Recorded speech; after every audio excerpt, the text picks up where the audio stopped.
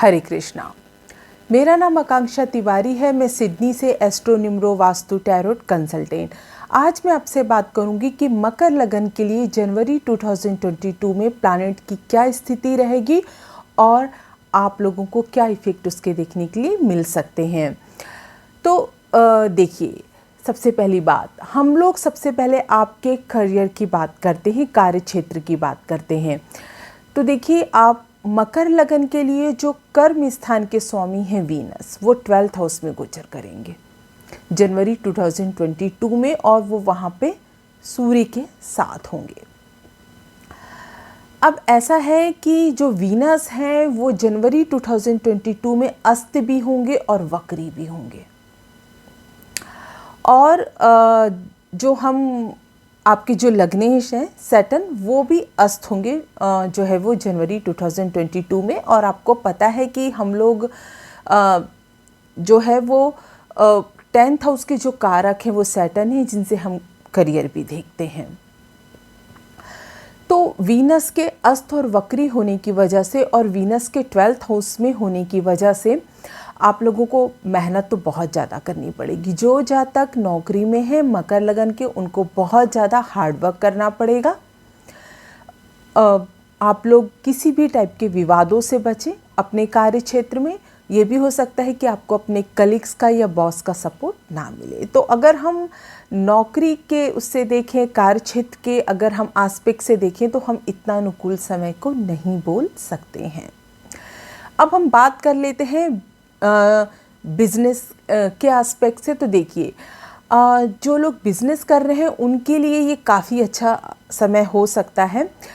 लेकिन अगेन, क्योंकि सैटर्न जो है वो बुध के साथ आपके लगन पे होंगे, तो सैटर्न के लगन में होने की वजह से और उनका 7th एस्पेक्ट जो होगा वो 7th हाउस में होगा, तो उसकी वजह से आप लोगों को अगेन मेहनत बहुत ज़्यादा करनी पड़ेगी। लेकिन यहाँ पर ये इतने निगेटिव रिजल्ट नहीं देंगे, ये यहाँ पे पॉजिटिव ही रिजल्ट देंगे। लेकिन ऑफकोर्स आपको मेहनत ज़्यादा करनी पड़ेगी। पॉजिटिव रिजल्ट इसलिए ज़्यादा मिलने की संभावनाएं हैं क्योंकि ये यहाँ पर मरकरी जो कि व्यापार के कारक हैं, तो सैटर्न और बुध की जो युति होगी वो अच्छी होगी लगन पे। ओनली सैटर्न का जो एस्पेक्ट होगा 7th हाउस में, उसकी वजह से हार्डवर्क ज़्यादा करना पड़ेगा। क्योंकि बुध का एस्पेक्ट होगा 7th हाउस में, तो ये बहुत ही अच्छा समय। यदि आप मेहनती हैं और मेहनत करने के लिए तैयार हैं, तो इस समय आप अपने व्यापार का विस्तार कर सकते हो, कोई न्यू बिजनेस पार्टनरशिप स्टार्ट कर सकते हो, उसमें आपको लाभ होगा। कोई यात्रा आप कर सकते हो अपने बिजनेस से इस समय, उससे रिलेटेड, तो उसमें भी लाभ होगा। अगर हम इस बिजनेस और करियर और पूरी आर्थिक स्थिति की बात करें, तो देखिए 16 जनवरी 2022 तक, जब तक कि मंगल केतु के साथ आपके 11th हाउस में रहेंगे, तब तक आपको अलग अलग सोर्सेस से जो है वो इनकम आने के योग बनते हैं। तब आपको धन लाभ काफ़ी होता रहेगा। लेकिन 16 जनवरी 2022 के बाद जब मंगल आपके 12th हाउस में गोचर करेंगे, तब वहाँ पर आपके 16 जनवरी 2022 के बाद आपके खर्चे बहुत बढ़ सकते हैं। तो आप लोगों को अपने खर्चों पे कंट्रोल रखना चाहिए और इस दौरान किसी भी टाइप के ऋण या लोन लेने से आप लोगों को बचना चाहिए। तो आर्थिक स्थिति अनुकूल है, सिर्फ 16 जनवरी 2022 के बाद बजट बना के चलिए और अननेसेसरी खर्चों से आपको बचना होगा। अब हम बात करते हैं हेल्थ से रिलेटेड। तो देखिए, सन और वीनस की युति होगी 12th हाउस में, लगन पे सैटर्न होंगे और 11th हाउस में मार्स और केतु होंगे। तो यहाँ पर इतना कुछ खराब नहीं है हेल्थ से रिलेटेड जनवरी 2022 मकर लगन के लिए। लेकिन फिर भी मार्स केतु की युति होने की वजह से ब्लड प्रेशर का इशू आ सकता है। सूर्य 12th हाउस में गोचर करेंगे तो थोड़ी इम्यूनिटी आपकी वीक हो सकती है, नेत्र या रक्त से रिलेटेड प्रॉब्लम आ सकती है, लेकिन इतना कुछ मेजर इशू नहीं दिखाई देता है। बात करते हैं प्रेम और विवाह की। तो देखिए राहु का जो गोचर है वो आपके 5th हाउस में है, तो प्रेम के लिए तो हम इसको इतना अच्छा नहीं बोल सकते हैं।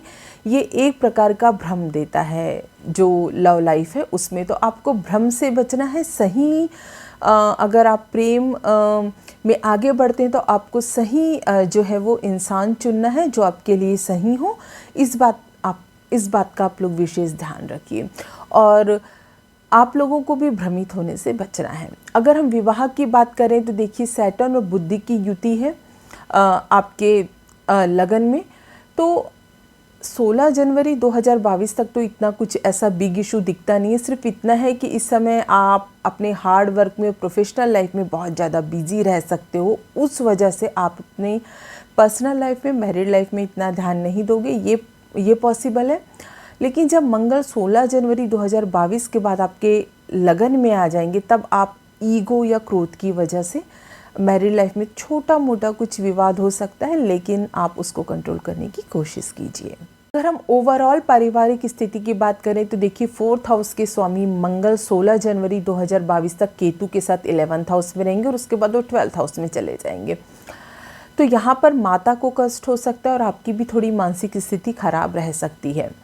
लेकिन क्योंकि जो गुरु हैं उनका गोचर आपके 2nd हाउस में रहेगा, तो हम बोल सकते हैं कि फिर भी परिवार में शांति रहेगी और कुटुंब का जो है वो आपको पूरा सहयोग मिलेगा। मतलब कितनी भी खराब स्थिति हो, गुरु के 2nd हाउस में गोचर होने की वजह से वो सब कुछ संभाल लेंगे। अब देखिए उपाय के रूप में क्या करना है आप लोगों को जनवरी 2022 में। तो देखिए यहाँ पर जो वीनस है वो 12th हाउस में गोचर करेंगे, तो मकर लग और वो वक्री और अस्त भी होंगे, मैंने बताया, और वो बहुत ही इंपॉर्टेंट प्लैनेट होते हैं, आपके कर्म स्थान के मालिक होते हैं। तो आप लोगों को क्या करना है, फ्राइडे के दिन कोई भी वाइट थिंग चलेगी, लेकिन जैसे अगर आप चाहें तो खीर, चावल या सफ़ेद कपड़ा किसी भी कन्या को आपको देना है, फ्राइडे के दिन देना है। या फिर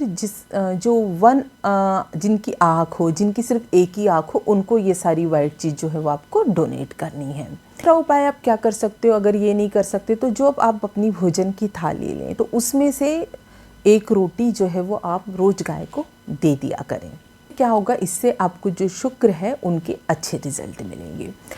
दूसरा, जैसे कि मैंने कहा है कि अपने लगन को हमेशा स्ट्रांग रखिए, तो आप लोगों को जो शनि है उसको स्ट्रांग रखना है। और उसको, शनि को तो ऐसा है कि अगर आपका मकर लगन है तो आपको ज़िंदगी भर उसके उपाय करने चाहिए। और यदि शनि आपकी कुंडली में बहुत अच्छे हैं तो आप नीलम भी पहन सकते हो या आप नीली भी पहन सकते हो। हर शनिवार के दिन आप लोगों को हनुमान मंदिर जाना है और हनुमान जी को आप जिस तरीके से भी सेवा कर सकते हैं। अगर आप चोला चढ़ा सकते हैं तो चोला चढ़ाइए, नहीं तो आप एक दिया लगाइए और बजरंग बाण हनुमान चालीसा का पाठ कीजिए। अगर आप और भी ज़्यादा स्पिरिचुअल हैं, आपकी सैटर्न की महादशा अंतरदशा चल रही है, कुछ बहुत ज़्यादा परेशानी है कोर्ट केस से रिलेटेड या घर के कंस्ट्रक्शन वर्क से रिलेटेड, तो आप लोग शनिवार के दिन सुंदरकांड का भी पाठ कर सकते हो। अगर वीडियो पसंद आया हो तो लाइक, शेयर, सब्सक्राइब करना ना भूलें। आप लोग मुझे मेरे फेसबुक, इंस्टाग्राम के थ्रू भी कनेक्ट कर सकते हैं। मेरे साथ जुड़े रहने के लिए आपको प्रेमपूर्वक धन्यवाद। जय श्री राम।